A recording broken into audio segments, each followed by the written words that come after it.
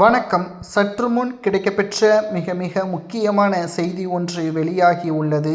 திராவிட முன்னேற்றக் கழகத்தின் தலைவரும் தமிழக முதல்வருமான ஸ்டாலின் அவர்களது அதிகாரங்கள் முழுவதும் பறிக்கப்படும்.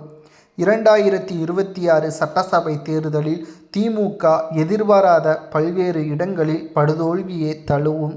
2026க்கு பிறகு 10 ஆண்டுகள் எப்படி ஆட்சி அமைக்க முடியாமல் இருந்ததோ அதேபோல் தமிழகத்தில் அடுத்த 15 ஆண்டுகள் திமுக ஆட்சி அமைக்க முடியாமல் தமிழகத்தில் உள்ள முக்கியமான நபர்கள், அமைச்சர்களாக செயல்பட்டவர்கள் கூண்டோடு சிறையில் அடைக்கப்படுவது உறுதிதான் என்ற தகவலும் தற்பொழுது கிடைக்கப்பெற்றுள்ளது.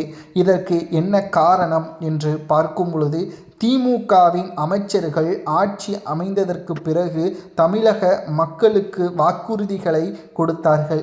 இலவசமாக மகளிர்கள் பேருந்துகளில் செல்லலாம் என்று தெரிவித்தார்கள். சொன்ன வாக்குறுதியை தான் நிறைவேற்றினார்கள். ஆனால் அமைச்சரோ ஓசி என்று அவமானப்படுத்தி, மக்களின் வரிப்பணத்தில் மகளிர்கள் செல்வது ஓசி என்று எப்படி கூற முடியும் என்று பல்வேறு சர்ச்சைகளும் எழுந்தது. மேலும் ஆட்சி அதிகாரத்திற்கு வந்த பிறகு பத்திரப்பதிவு கட்டணம் உயர்வு, பல்வேறு மோசடிகள் என்று வரிசையாக திமுகவின் ஆட்சியில் அதிகரித்து கொண்டே இருந்தது.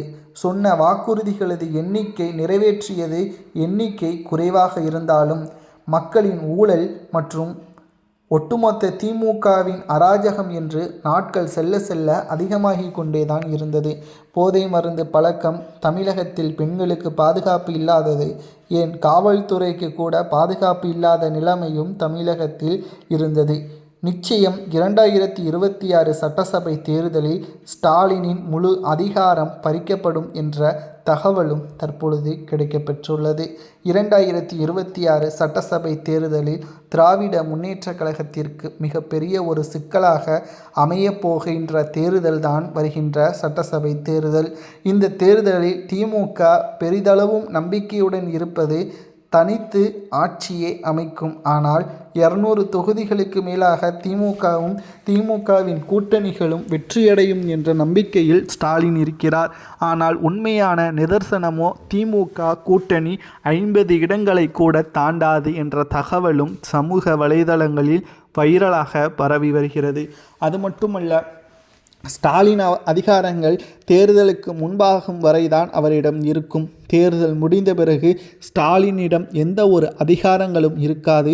அவரிடம் இருந்து அதிகாரங்கள் பறிக்கப்படும் என்ற தகவலும் தற்பொழுது கிடைக்கப்பெற்றுள்ளது.